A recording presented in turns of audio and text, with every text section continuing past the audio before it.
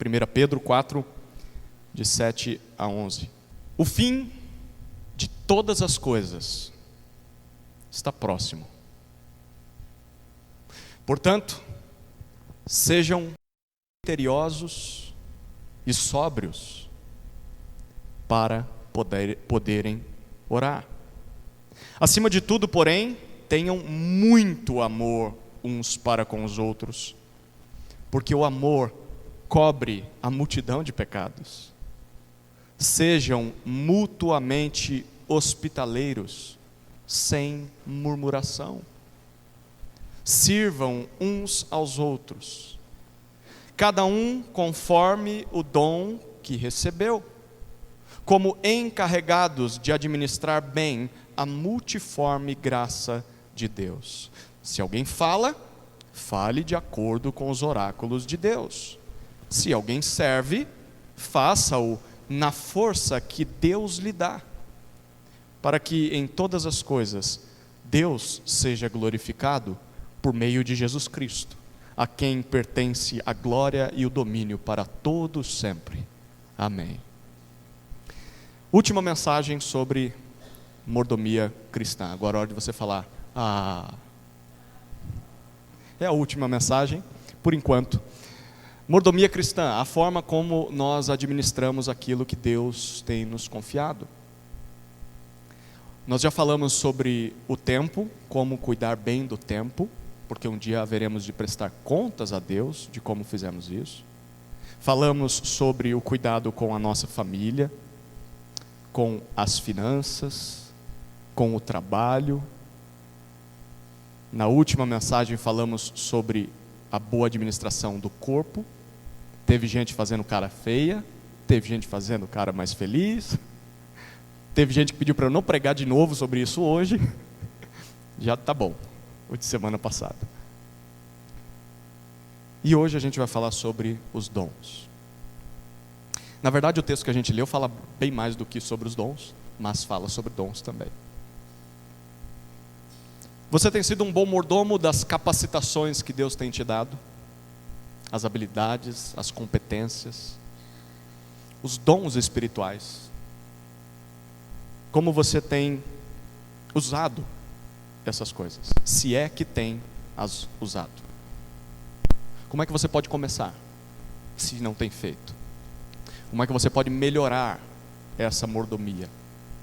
Esse texto de 1 Pedro 4, de 7 a 11, apresenta muito claramente 3 orientações aos discípulos de Jesus, que também se aplicam à mordomia dos dons, principalmente a terceira orientação. Primeira orientação, ore. Segunda orientação, ame. Terceira orientação, sirva. Facinho de decorar, né? Ore, ame e sirva. Vamos para a primeira orientação, versículo 7. O fim de todas as coisas está próximo.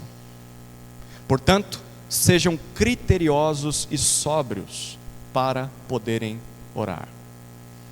Essa carta foi escrita pelo apóstolo Pedro, e ele está escrevendo a igrejas de 5 regiões da antiga Ásia Menor, hoje é a atual Turquia, e é mais ou menos por volta do ano 60 depois de Cristo.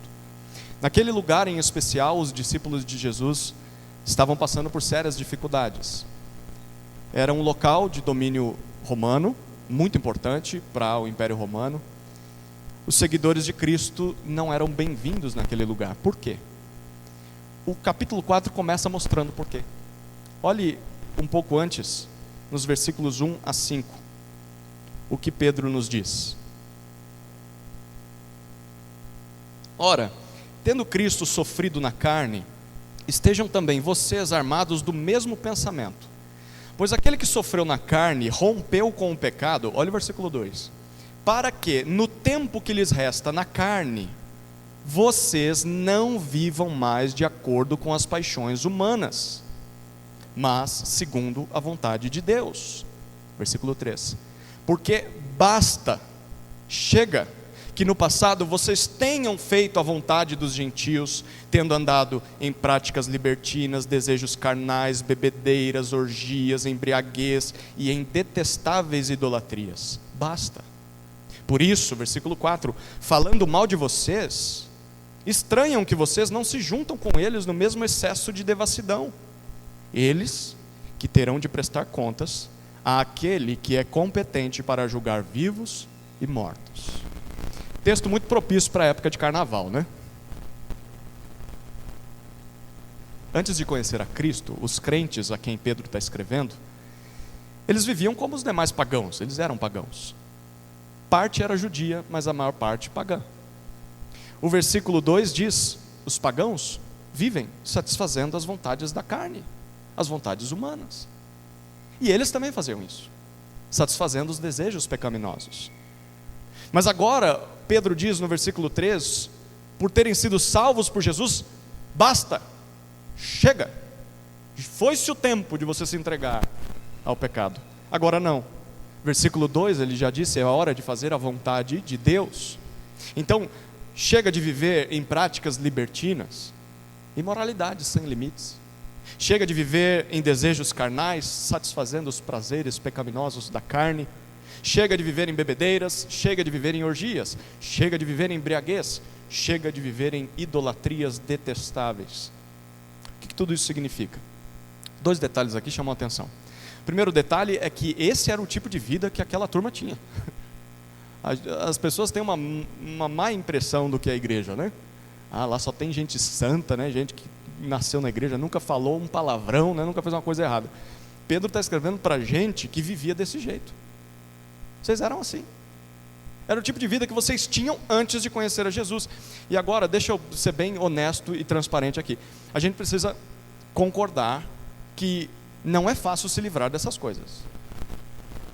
Se você teve um passado que esbarra em alguma dessas práticas, você sabe disso. Vez ou outra, nós somos assolados, assombrados, tentados a voltar a essas coisas. Por isso é que Pedro está escrevendo. Nós precisamos ter muita atenção, muita disciplina, para não voltar à prática dessas coisas. O segundo detalhe desses versículos é que uma vez que eles deixaram de participar dessas práticas, as pessoas com quem eles praticavam, os amigos, os familiares, os vizinhos, começaram, o versículo 4 diz, começaram a estranhar. É interessante, isso ainda acontece hoje em dia, não é? Por que é que você não vive mais como nós? Porque não sai mais com a gente? Porque não faz o que fazia? É normal esse estranhamento. Mas no caso desses irmãos, o estranhamento levou, diz o versículo 4, à maledicência. Não é de hoje que quem não entende a conversão de uma pessoa critica essa pessoa, calunie essa pessoa, acuse essa pessoa, seu hipócrita, até ontem você estava fazendo essas coisas, isso aí não vai durar muito tempo. É normal que hajam ataques, principalmente pelas costas, né? Na frente continua o seu amigo. Isso não é privilégio só seu não, se você acha que é só com você, não é. Pedro já estava escrevendo para a gente que sofria essas coisas. Acontece desde o começo da igreja. E no caso destes crentes aqui, essa maledicência chegou aos ouvidos do Império Romano. E aí a coisa ficou mais séria. Porque eles eram acusados de causar desordem na sociedade. Porque os cristãos, eles não participavam, junto com os judeus também, mas não participavam das cerimônias, das festividades, em adoração a César. E eles não sacrificavam aos ídolos, então se alguma coisa dava errado, não chovia, se tinha um terremoto, naquela região tem muito terremoto, eles acreditavam que era culpa, eram os deuses castigando eles. E aí a culpa era de quem? Dos crentes que não sacrificam aos deuses. Então essas pessoas começaram a ser oprimidas, perseguidas, caladas. Então nós estamos diante de uma igreja sofredora. E você vai perceber o quanto nós nos identificamos com essa igreja. Qual é o motivo do sofrimento dessa igreja? Deus está castigando eles? Eles estão em pecado, então Deus está jogando raio sobre a cabeça deles? Não! É o contrário. Eles estão sendo fiéis a Deus, eles estão demonstrando uma transformação de vida, e isso está trazendo problema.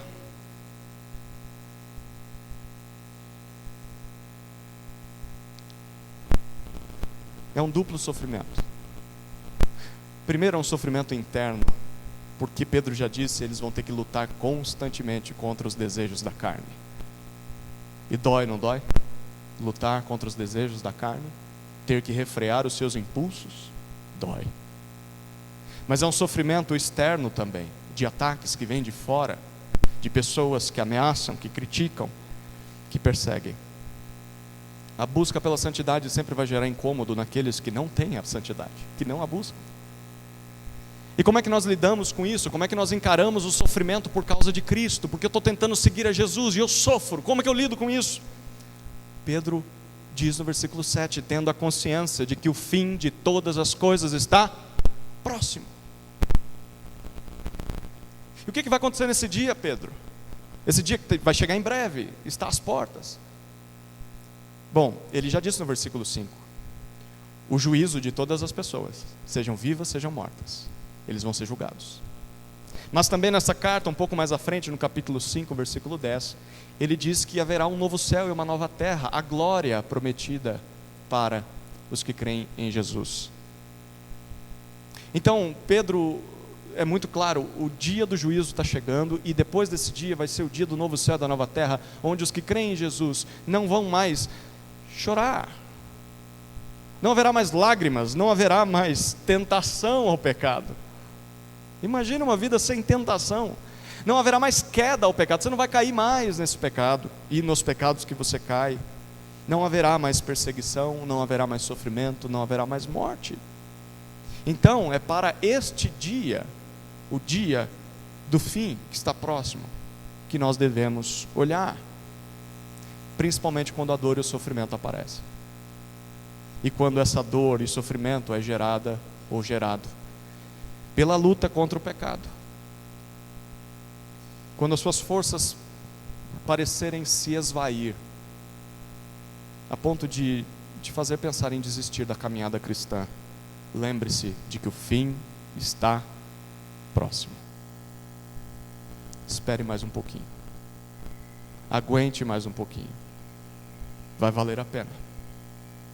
Em breve todo mal vai ser julgado, e em breve esse mundo vai ser renovado, sem a presença do mal, e quem crê em Jesus vai ser libertado do sofrimento de uma vez por todas. Lembre-se disso no dia da dor. Mas como é que nós mantemos a mente nessas coisas? Principalmente em momentos de sofrimento, como lembrar que o fim está próximo. O próprio versículo 7 conclui: portanto, sejam criteriosos e sóbrios para poderem orar. Na lógica de Pedro é o seguinte: olha, para que você se mantenha firme na fé, apesar dos sofrimentos que isso te causa, e para que você lembre de que o fim está próximo, olhando para a eternidade lá na glória, ore. Ore. A oração é o meio estabelecido por Deus para nos conectar. Eu vou repetir: a oração é o meio estabelecido por Deus para nos conectar com a eternidade, com a nova criação, com o reino que está por vir. Enquanto nós estivermos orando, a nossa mente, o nosso corpo vão estar focados nas coisas celestiais. Enquanto estivermos orando, teremos combustível para suportar qualquer que seja o sofrimento por causa de Cristo. Mas se deixarmos de orar, então nós vamos nos concentrar só nas coisas dessa terra.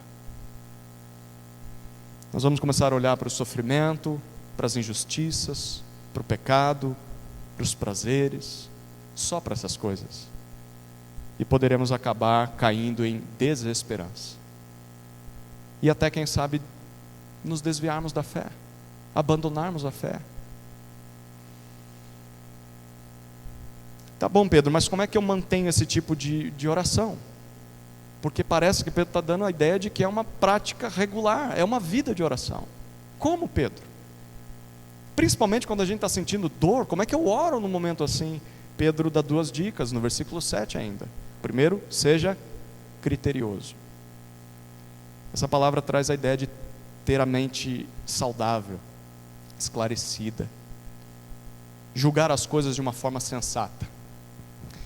Só consegue orar constantemente quem é sábio o suficiente para discernir, para entender que esse mundo odeia a Deus. A sua carne odeia a Deus. O diabo odeia você e odeia a Deus. O pecado te odeia e odeia a Deus. E só vai conseguir continuar em oração quem lembrar disso, quem é criterioso. Porque se essas coisas ou pessoas odeiam a Deus, vão fazer de tudo para que você se afaste de Deus. Quem não é criterioso em discernir isso, dificilmente vai ter tempo para orar, porque vai estar sendo consumido por essas coisas. Dificilmente vai ter energia para orar, porque está gastando energia com o que não deveria. Dificilmente vai ter vontade de orar. Seja criterioso, mas em segundo lugar, seja sóbrio, diz o texto. Literalmente essa palavra significa tenha domínio próprio. Se controle. Se você se embriagar com álcool, com drogas, com o sexo, com os prazeres, se você se embriagar com a comida, se você se embriagar com a televisão, com as séries, com as mídias sociais, você pode ter certeza, você vai perceber que a sua vida de oração vai cada vez diminuir. Não é assim? E vai chegar uma hora em que ela vai parar de existir. Porque você está embriagado, você não está sóbrio. Quem não se domina, quem é entorpecido pelas tentações oferecidas pela carne, pelo mundo, não consegue orar. E qual que é o resultado disso? Pelo menos 2. Primeiro, não vai se lembrar que o fim está próximo. Vai achar que vai viver para sempre. Vai achar que não vai ter um juízo, que pode fazer o que bem entender, que não vai ter que prestar contas a Deus. Segundo lugar, não vai saber lidar com o sofrimento. Quando o sofrimento bater na porta, não sabe lidar. É desespero, é grito, alguém me ajuda. Quão triste é ver um pagão sofrendo isso, mas um crente é porque não está orando, não está sóbrio. Se você é um crente em Jesus, ore. Essa é a primeira orientação. A oração criteriosa e sábia, sóbria, vai te proteger de voltar à vida pagã. Não só isso, mas vai te ajudar a manter o foco na eternidade. E vai te manter no caminho da esperança, mesmo em meio ao sofrimento. Segunda orientação. Lembra qual que é? Ame. Aperte o cinto. Porque se o texto já bateu na oração, versículos 8 e 9. Ame. Olha o que diz o texto.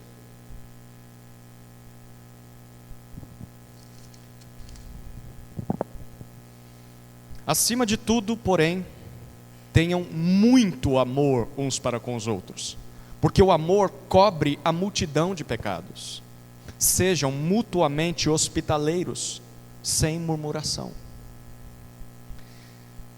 O que já vimos até aqui, que a busca pela santidade e essa espera pela eternidade não consiste apenas em nos relacionarmos com Deus. Sim, nós devemos orar para estarmos bem preparados para a eternidade, suportando sofrimentos.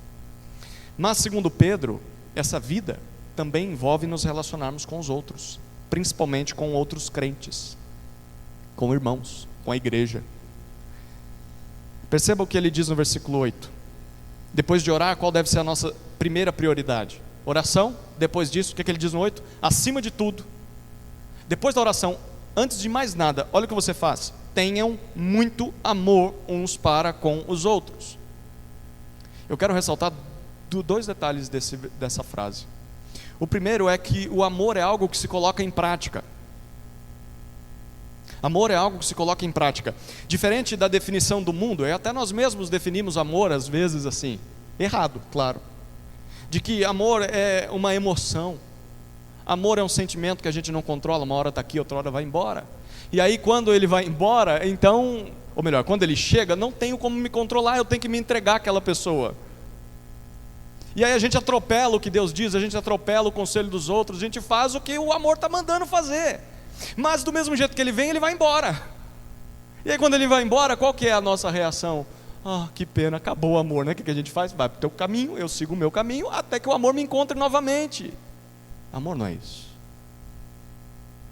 Amor não é algo que vem e vai, como se nós não controlássemos. Porque Pedro está pintando o amor aqui de uma forma bem mais ampla, porque o texto diz: tenham amor uns pelos outros, possuam amor, demonstrem amor, é o que a palavra tenham significa. Pense comigo, se o amor é algo que vem e vai e nós não controlamos, então Pedro está sendo injusto conosco, maldoso, porque ele está mandando a gente amar. E aí você vira para Pedro e fala: mas eu não consigo, eu estou esperando vir o vento do amor tomar conta do meu coração, para que eu ame. Se eu não controlo esse negócio, como é que eu obedeço o que Deus está mandando? Pedro seria injusto se nos mandasse amar, sendo que não controlamos o amor. Sabe o que isso significa? Que amor é uma tarefa. Amor é uma tarefa a se realizar. Só quem se dedica a amar é que realmente ama. Se dedica, é um trabalho. Talvez você vai lembrar só disso dessa mensagem hoje. Amar é um trabalho. Necessita de perseverança, necessita de dedicação. Isso se aplica a todos os nossos relacionamentos. Eu vou começar pelo conjugal. Eu falei aqui, tem gente que fala: o amor acabou, então o que eu vou fazer? Vou acabar com o casamento. Você acabou, ou não era amor, ou você está com preguiça, porque dá para amar a partir de agora. Então recrie o amor, aplique o amor. Isso se aplica ao relacionamento com filhos e com os pais. Por diversas situações da vida, há momentos em que determinados filhos ou determinados pais não conseguem olhar para o seu pai ou para o seu filho com amor. Como é que eu lido com uma pessoa assim? É um trabalho a se realizar, mesmo que eu não tenha nenhum sentimento aqui dentro. É uma tarefa. Se aplica aos parentes, sabe aquele parente que põe uva passa no arroz, no Natal? Eu gosto, tá? Mas tem gente que não gosta. Aquele parente que faz pior do que colocar uva passa no arroz. Aquele parente que você não... O vizinho, colega de trabalho, professor. Pois bem, amor é um trabalho. Você só vai amar. E aí pensa nisso, aplicando-se aos seus inimigos, né? Você não consegue nem nutrir sentimento positivo por gente que já é mais próxima. Imagina o inimigo. Como é que eu vou amar o inimigo? Eu quero matar o inimigo, eu quero atropelar ele se eu estiver dirigindo e ver ele na rua. Então eu preciso fazer algo para amá-lo. E isso também se aplica à igreja, ao relacionamento com os irmãos, que é o que Pedro está falando aqui. Você só vai amar os seus irmãos quando você se dedicar a fazer isso na prática. Não adianta você ficar esperando o sentimento vir antes. Se você está esperando o sentimento vir, talvez, deixa eu dizer aqui, vou profetizar, você está há muitos anos esperando, não está? Está esperando e não vai aparecer. Pode ter certeza. Você olha para aquele irmão e fala: não aguento aquele ali, não vou com a cara. E não vai amar nunca, se você ficar esperando vir o sentimento. O que você precisa fazer é agir. Talvez o sentimento virá com o tempo, talvez nunca virá. Mas amor não é isso. É mais do que isso. Amor é algo que se coloca em prática. Esse é o primeiro detalhe da frase de Pedro. O segundo detalhe da frase de Pedro é que nós somos chamados, olha o versículo 8: acima de tudo tenham muito amor uns para com os outros. Algumas versões traduzem essa palavrinha muito como profundo, ou intenso, ou sincero. E de fato, essa palavrinha ela é muito extensa e ela abrange tudo isso. É que a gente não tem uma palavra em português para descrever tudo isso. Pedro espera que os seus leitores amem uns aos outros com todo o seu ser, com todas as suas forças, de forma contínua, sem cessar, o tempo todo. Isso significa que se você já tem amado o seu irmão, tem feito alguns sacrifícios pelo bem da igreja de Jesus, pelo bem daquele que senta do teu lado, isso ainda não é o suficiente, ainda não é o bastante, porque Ele está dizendo: tenho muito amor. Deus espera que você ame o seu irmão ainda mais do que você já tem amado, e depois que você amar ainda mais, Ele quer que você ame um pouco mais, e um pouco mais, e um pouco mais, muito amor, até o final da sua vida. Não se contente com o amor que você tem demonstrado pelos discípulos de Jesus. Se você acha que já evangelizou o suficiente, se você acha que já discipulou o suficiente, se você acha que já andou 1 milha o suficiente, ou 2 ou 3, se você acha que já serviu o suficiente, que está tudo muito bem, eu estou fazendo o meu papel, olhe para o que Pedro está dizendo: ame um pouco mais, sempre um pouco mais. Mas por que nós devemos fazer isso? Eu já sofro com a luta contra os meus pecados. Aí, além da luta interna, eu sofro porque os outros estão me perseguindo, estão me atacando. Aí Pedro está dizendo que eu deveria sofrer agora amando os meus irmãos.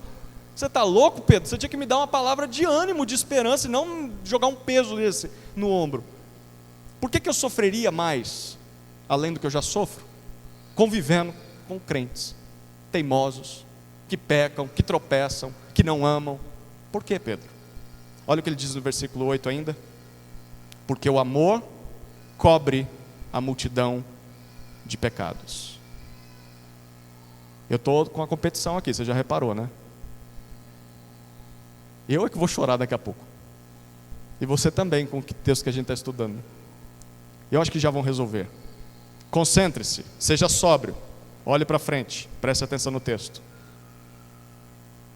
No versículo 8, Pedro está citando Provérbios, capítulo 10, versículo 12. Provérbios 10, 12 diz assim: o ódio, aquele antigo estilo de vida que nós tínhamos, o ódio provoca conflitos, contendas, brigas, divisões. Mas o amor cobre todas as transgressões, cobre todos os pecados. O que esse texto que Pedro está colocando aqui significa? Significa que se eu amo, então eu vou fingir que o outro não peca? Porque o amor cobre multidão de pecados. Então eu vou fazer vistas grossas para o pecado do outro, eu vou fingir que ele não fez nada de errado, eu vou encobrir os seus erros, é isso que eu vou fazer? Eu vou fingir que o que Deus condena, ele não está praticando, sendo que ele está fazendo aquilo? É claro que não significa isso. Essa é uma maneira figurada de dizer que o amor perdoa todo tipo de pecado. O amor perdoa todo tipo de pecado. E aqui a gente já consegue identificar o resultado do verdadeiro amor. O verdadeiro amor gera perdão. O verdadeiro amor gera perdão.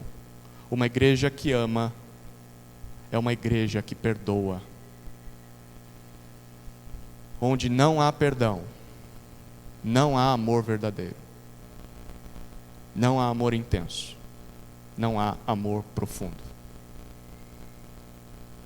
Se nós quisermos medir se nós estamos amando ou não o nosso cônjuge, os nossos filhos, os nossos parentes, as pessoas ao nosso redor, os nossos irmãos na igreja, é só descobrir se nós os perdoamos.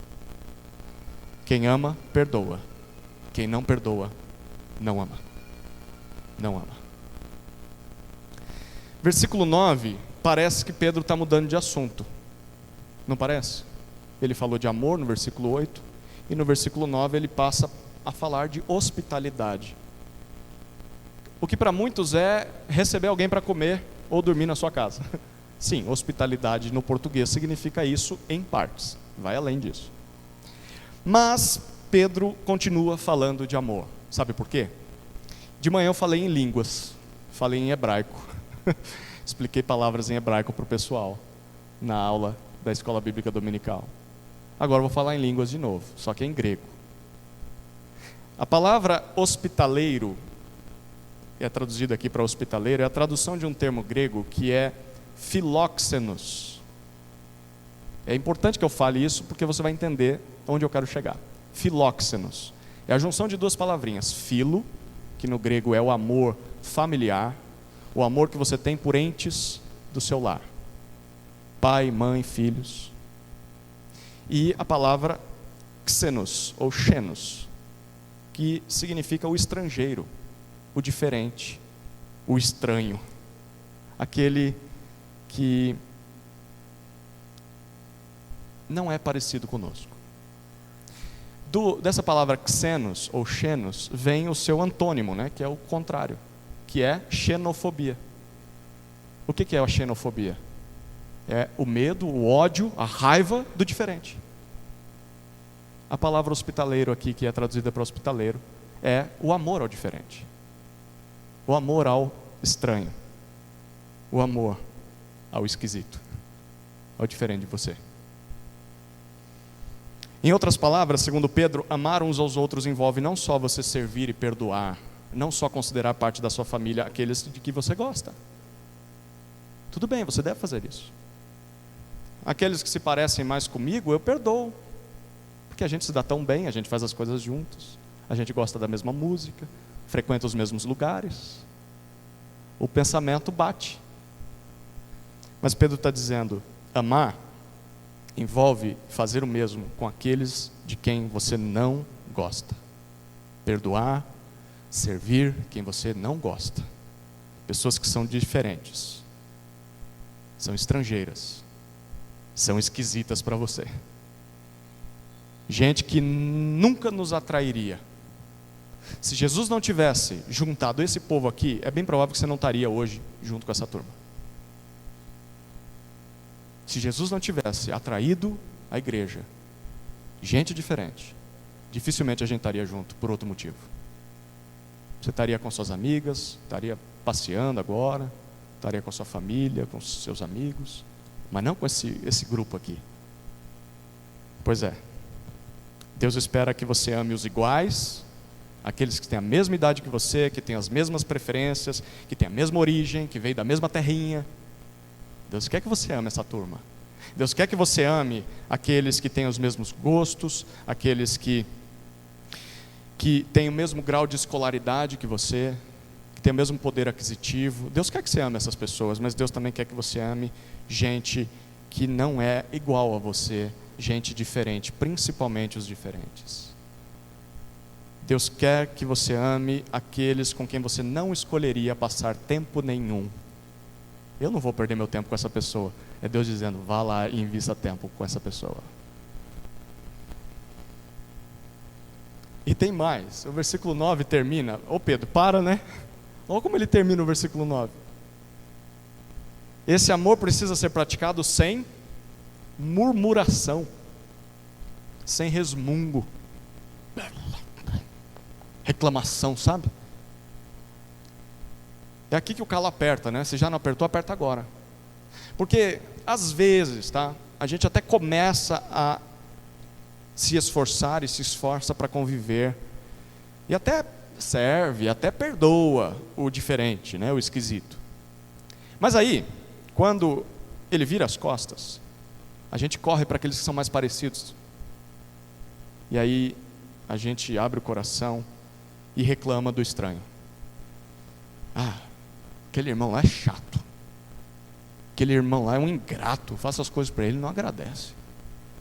Aquele irmão lá, ele é difícil, dá trabalho, teimoso, não muda nunca. A gente está murmurando. Atente-se a isso. Se você murmura depois de servir, perdoar ou amar alguém, se você fica falando mal ou reclamando da pessoa, ou se você fica falando o quanto você tem servido ela, o quanto você tem perdoado ela, a sua ação não foi motivada pelo amor verdadeiro. Porque quem ama simplesmente ama, sem murmuração. Segunda orientação, ame. Ame. Um detalhe aqui, você só vai conseguir amar outros crentes dessa maneira se você fizer parte de uma igreja local. Se você for membro regular de uma igreja. Sabe por quê? Porque quem não se envolve com uma igreja não vai estar perto dos diferentes. Vai estar cada vez mais perto dos iguais. A igreja é o meio que Deus colocou na nossa vida para provocar esses relacionamentos com o esquisito. Começando por eu, que sou um esquisito. junta com outro esquisito. E aí a gente pode amar o diferente. Então, esse é um dos tantos outros textos bíblicos que o desigrejado não consegue aplicar. Como é que ele vai aplicar isso aqui? Ele talvez tenha uma reunião lá na casa dele, lá que ele estuda a Bíblia, fala, não, é a nossa igreja, mas só tem gente igual a ele, tudo motoqueiro, tudo costureira, não tem um diferente. Você não está cumprindo o que Deus está dizendo aqui. Terceira orientação, sirva. Ore, ame, sirva. Versículos 10 e 11, olha o que diz.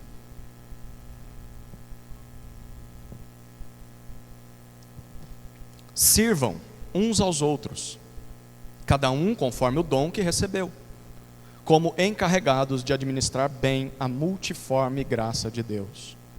Se alguém fala, fale de acordo com os oráculos de Deus. Se alguém serve, faça-o na força que Deus lhe dá, para que em todas as coisas Deus seja glorificado por meio de Jesus Cristo, a quem pertence a glória e o domínio para todos sempre. Amém. Uma vez que o fim está próximo, devemos esperar esse fim em oração, em amor uns aos outros e, em terceiro lugar, serviço. Sirvam uns aos outros, diz o versículo 10. A palavrinha servir aqui é muito legal, porque ela é uma variação do termo diácono. Diácono significa um servo, um escravo. Então Deus está chamando todos os crentes a, poderíamos dizer, diaconar. Deus está chamando todos os crentes a servirem, assistirem, cuidarem uns dos outros. Não são só os diáconos, no caso a igreja só tem um diácono. Oramos para que Deus levante mais. Mas não são só os diáconos em uma igreja que devem servir. Mas segundo esse texto, todos os crentes em Jesus. Nesse sentido, todos nós somos diáconos. Todos nós somos servos uns dos outros. É assim que você se vê? Sinceramente? Quando você se reúne com outros irmãos, quando você está conversando com o seu pastor, com o seu líder de grupo, com um diácono, quando você está lidando com alguém, você se vê como um servo daquela pessoa? Deixa eu dizer, a experiência que eu mais tenho é de que nós muitas vezes nos aproximamos dos outros como consumidores. O que você pode me dar? Isso normalmente acontece quando a gente está diante de alguém que tem algum tipo de vício, né? A pessoa que tem um problema com dependência, ela quer tirar tudo de você. O que ela puder tirar de você, ela vai tirar. E ela olha para você, esse relógio é bonito, né? Queria ter um relógio assim. Se você cair, você fica sem nada. Tem que ser esperto. Mas na igreja, muitas vezes é assim que funciona. Que horas que vocês vão fazer o negócio para mim? Quando é que vai ter isso? Eu estou pagando a mensalidade lá. Eu dou dízimo todo mês. E o que vocês vão me dar em troca? Eu quero ter uma projeção bonita, eu quero ter uma música de qualidade, a pregação precisa me emocionar, eu preciso ser cuidado por todo mundo. E quando essas coisas não acontecem, há murmuração, reclamação. Consumidores. A Bíblia não nos chama de consumidores, Deus nos chama de servos. Não é o que você está tirando e recebendo da igreja, é o que você está dando pelo corpo de Cristo. É o quanto você está servindo. Quem que eu devo servir, Pedro? Ele diz, uns aos outros. Isso significa que eu não só vou ser servido pelos outros. Então algum irmão vai me servir, um diácono vai me servir, um presbítero vai me servir, o ministério vai me servir, mas eu também vou servir a todas as pessoas. O serviço no povo de Deus deve ser feito por todos, incluindo você. É você mesmo que está me ouvindo que não faz nada, é para você mesmo isso. Todos. Mexa-se. Se você não serve, mexa-se. Talvez você pergunte aqui, tá bom, mas com o que eu vou servir? Eu não tenho nada para oferecer. Versículo 10 diz, com o dom que você recebeu. Cada um recebeu ao menos um dom. O que é dom, Pedro? Essa palavra aqui é a mesma que ele vai citar daqui a pouco, no próprio versículo 10, que é traduzida por graça. Dom significa presente especial. Em outras palavras, cada crente em Jesus recebeu uma capacitação especial. Veio da parte de Deus para que essa pessoa pudesse servir outros crentes. Diante disso, ninguém pode dizer: eu não sou capaz de servir. Eu não encontro espaço na igreja, como é que eu vou fazer? Tem um monte de gente já fazendo, então por isso eu não sirvo. Não é necessário servir, esse negócio é só para alguns. Não, Pedro está dizendo: Deus já te capacitou. Deus já te capacitou a servir outros irmãos em alguma área da sua vida, mesmo que não haja um ministério oficial na igreja para isso. Deus já te capacitou. E isso também significa que Deus quer te usar, porque Ele não vai te dar uma coisa à toa. Deus quer te usar para ontem. Quanto tempo você tem de conversão? 2 anos? 5 anos? 10 anos? 20 anos? 30 anos? Desde o momento da tua conversão você recebeu esse dom. Você está usando isso aí? Mas você vai prestar contas. Eu vou prestar contas. Não é o pastor que você vai prestar contas. É o Deus que te salvou. O Deus que te deu esse dom. Por que eu deveria colocar a mão na massa, Pedro? Ele nos compara ainda no versículo 10 como mordomos da multiforme graça de Deus. A ideia é de um administrador dos bens de outra pessoa. Alguém com autoridade. Então foi conferido autoridade sobre os bens de outro, mas ao mesmo tempo com responsabilidade. Um dia você vai prestar contas. Eu vou pedir de volta. Como é que você cuidou disso? Imagine a cena que Pedro está pintando aqui. É como se Deus tivesse conferido a sua dispensa à igreja. Carlinhos acho que fez uma dispensa esses dias, foi? Estava postando no WhatsApp. Imagina, Deus conferiu a dele para a igreja. Aí o que Deus faz? Essa dispensa tem a sua graça, o alimento para a vida nesse mundo. Cantamos e celebramos essa graça. Nessa dispensa há inúmeros itens. Tem arroz, tem feijão, tem macarrão, tem café. Tem coisas simples, tem coisas mais profundas, tem de tudo. É multiforme, é diversa. Tem vários tipos, várias formas, vários tamanhos. E cada um de nós recebeu de Deus uma chave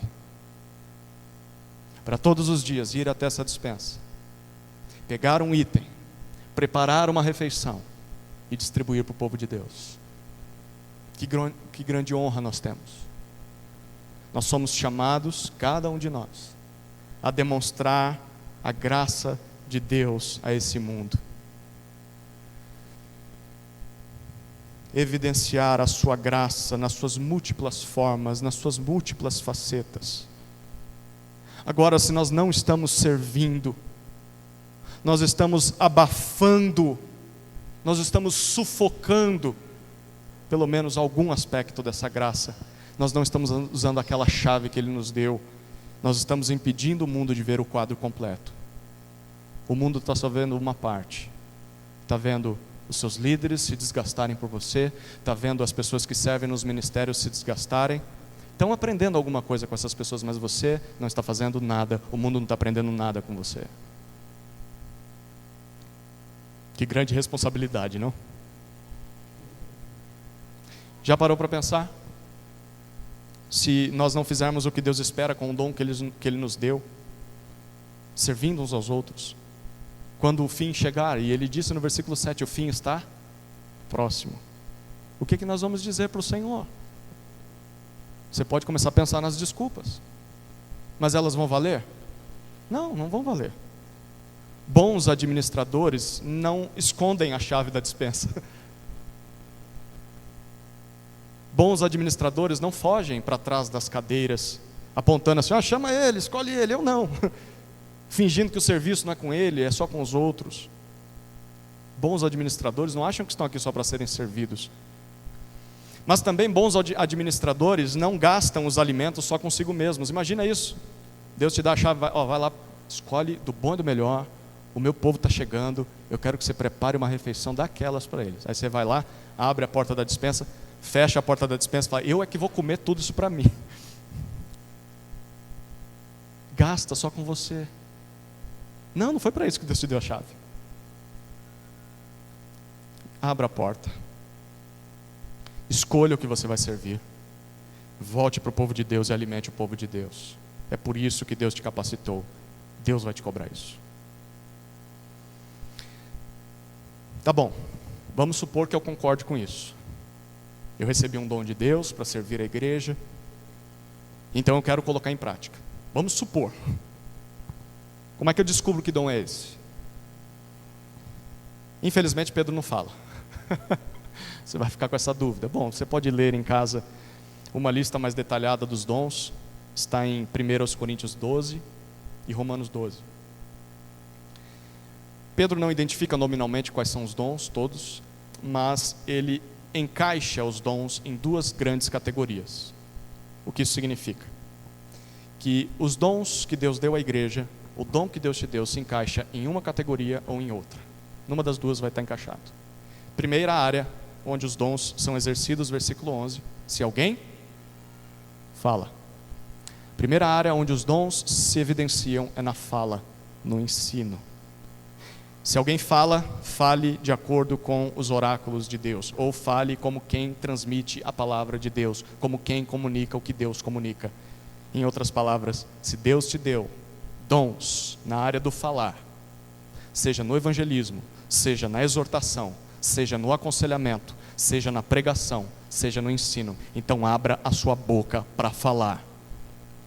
Somente aquilo que Deus fala. Fale, mas fale de acordo com o que Deus fala. Falar em nome de Deus é algo muito sério. Tem um monte de gente falando em nome de Deus nesse mundo. Muitas igrejas, muitos pregadores de internet, muitos cantores. Nós não deveríamos afirmar que sabemos a vontade de Deus a menos que nós saibamos exatamente o que Ele diz. E nós só sabemos o que Deus diz através da Escritura, da Palavra de Deus, da Bíblia. Em nenhum outro lugar nós vamos encontrar o que Deus diz. Você pode procurar em novos apóstolos, você pode procurar em novos profetas, novas revelações, pastores, livros. Não, você só vai encontrar a vontade de Deus aqui, na Escritura. Por isso, se você recebeu o dom nessa área, você tem que conhecer muito bem a sua Bíblia. Muito bem. Recentemente, eu estava comentando sobre o que eu faço para um dos meninos com quem eu jogo futebol, não crente.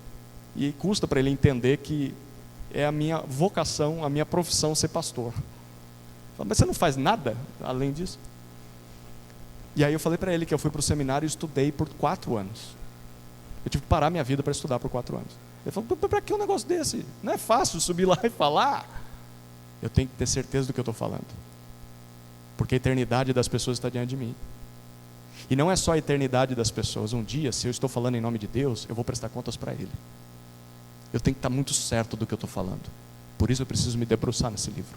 Você quer falar, você quer ensinar, Deus tem te capacitado nessa área. O quanto você está buscando conhecer a tua Bíblia? E então você comunica a palavra com temor, com reverência. Você não aumenta e nem diminui nada, você é fiel ao que o texto diz. Grande responsabilidade, não é? Tem gente que ama estar aqui, que quer estar aqui atrás desse púlpito, porque quer falar. Você não sabe o temor com quem eu venho para cá todo domingo. É por isso que Tiago diz, capítulo 3, versículo 1, não sejam muitos de vocês mestres, porque haverão de receber maior juízo. Aquele que fala, fale de acordo com o que Deus fala. Cuidado. Segunda área onde os dons podem ser exercidos, agora é a área de serviço. É o que ele diz ainda no versículo 11. Se alguém serve, faça-o na força que Deus supre ou dá. Ou faça de acordo com a capacidade e o poder que Deus te providencia. Perceba, por mais difícil que seja servir alguém diferente de nós, Pedro está dizendo, se Deus te deu um dom nessa área, Deus também vai te dar a capacitação de fazer isso. Deus também te deu o potencial, te deu a habilidade para colocar isso em prática. Ou seja, ninguém pode fugir do serviço, usando como desculpa o fato de eu não consigo servir, eu me sinto incapaz. Não, Pedro está dizendo, o próprio Deus te deu o dom e Ele vai te capacitar a exercer esse dom. Ele vai te dar força necessária, Ele vai te dar sabedoria necessária, você só tem que começar a fazer. Ao mesmo tempo, ninguém pode achar que vai conseguir servir a igreja confiando apenas em si mesmo, sabe? A pessoa tem habilidades naturais, nasceu fazendo a coisa muito bem, ou ela adquiriu aquela habilidade ao longo da vida, muito treinamento, muito estudo, e aí então ela confia nisso. Eu sou bom, pode deixar que eu domino no peito e saio jogando, é comigo esse negócio. Não preciso estudar não preciso me preparar, não preciso ensaiar, eu faço isso tranquilamente. Não, Pedro está dizendo, você vai servir na força que Deus supre, não é confiando na sua força. Não interessa se você é um excelente profissional na sua área, se você faz isso muito bem na sua casa, isso não significa que você vai ser um bom servo na igreja, porque sem a capacitação e a dependência divina, você vai fracassar, mesmo que você seja extremamente capaz lá fora. Eu cansei de ver gente muito competente nesse mundo, no mercado de trabalho, quando vinha para a igreja confiando em si mesmo, fracassava. Faltava sabedoria, faltava amor, faltava humildade. Sirva. Terceira orientação. Por que eu deveria orar, amar e servir? Versículo 11 termina dizendo: para que em todas as coisas, seja na oração, seja no amor, seja no serviço, Deus seja glorificado. O nome de Deus, e não o nosso nome, apareça. O nome de Deus seja honrado, louvado, contemplado, anunciado em toda a sua beleza, em todo o seu valor, e não o nome do nosso pastor, não o nome da nossa igreja, não o nome da nossa denominação. Pedro está dizendo, não, você vai orar, você vai amar, você vai servir para que Deus apareça, e isso só vai acontecer, ele diz, por meio de Jesus Cristo. Deus aceita as nossas orações fracas, falhas, o nosso amor imperfeito, o nosso serviço mal feito, coisas todas insignificantes diante da santidade de Deus. Quem somos nós? Deus não precisa de nada disso, mas Deus aceita tudo isso por causa do que Jesus fez por nós naquela cruz. Jesus nos torna aceitáveis, e Ele fala, a esse Deus pertence a glória e o domínio para todo sempre. Amém. Notou a lógica de Pedro? Eu e você glorificamos a Deus não somente quando nós ouvimos um louvor,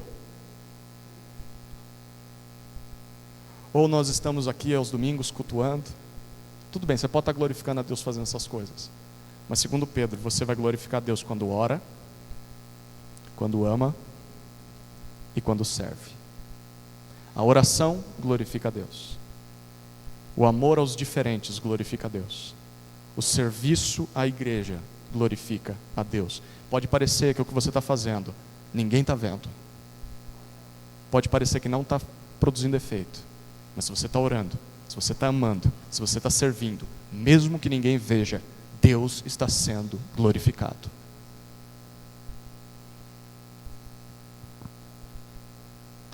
Por que eu faria tudo isso?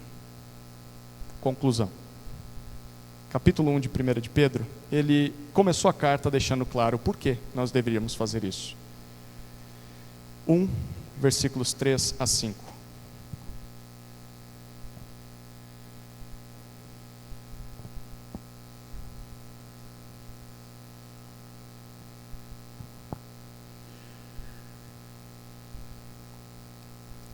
Estamos diante de um louvor de Pedro, uma música, uma oração, um salmo composto por Pedro.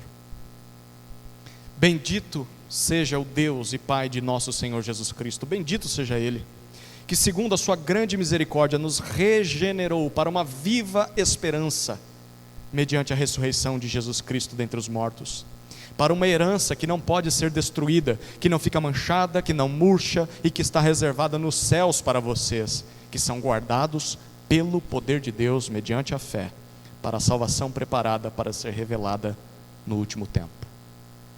Se nós cremos em Jesus, Pedro diz, Deus nos regenerou para uma nova vida de esperança. Ele nos fez nascer de novo, através da ressurreição do seu Filho. Portanto, mesmo que a gente sofra nesse mundo, com o pecado, com as doenças, com as privações, com as dores, com as perseguições e até com a morte, um dia nós vamos receber uma herança que não pode ser desfeita por nenhuma dessas coisas. E o que garante isso não são os nossos méritos, não são os nossos atos de fidelidade, que nós falhamos, mas é o poder de Deus que nos mantém, que nos guarda crentes, apesar dos nossos fracassos. Por crermos em Jesus, Deus nos dará a salvação, que está preparada para ser revelada plenamente no último tempo, no último dia, no fim de todas as coisas, que está próximo. Tem uma frase que resume todo esse texto que lemos hoje, facinho de decorar também. Diante da proximidade do fim, ore, ame e sirva para a glória de Deus.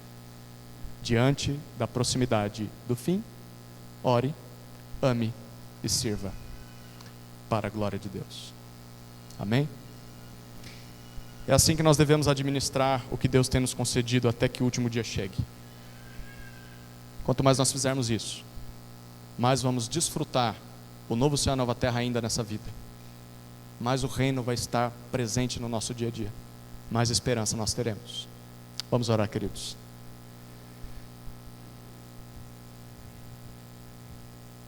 Querido Deus, obrigado pela Tua palavra. Obrigado por essa série que nós tivemos de mensagens sobre a mordomia, do que o Senhor tem nos confiado. Que tenha servido para que repensemos como temos conduzido os nossos dias, administrado os nossos pertences, a nossa vida, as pessoas que o Senhor tem nos confiado. Não queremos ser encontrados em falta no último dia, Senhor. Sejamos encontrados fiéis, como o obreiro que não tem do que se envergonhar. Que ao pedir contas das coisas que o Senhor nos confiou, o Senhor não nos trate como aquele servo que não fez nada com o talento que recebeu, escondeu, enterrou. Não sejamos como este, Senhor. Sejamos como aqueles que colocaram o dom em prática e reproduziram. Alguns vão produzir mais frutos, outros menos, mas o importante é produzir frutos. E então, quando nós prestarmos contas, o Senhor dirá: muito bom, servo bom e fiel.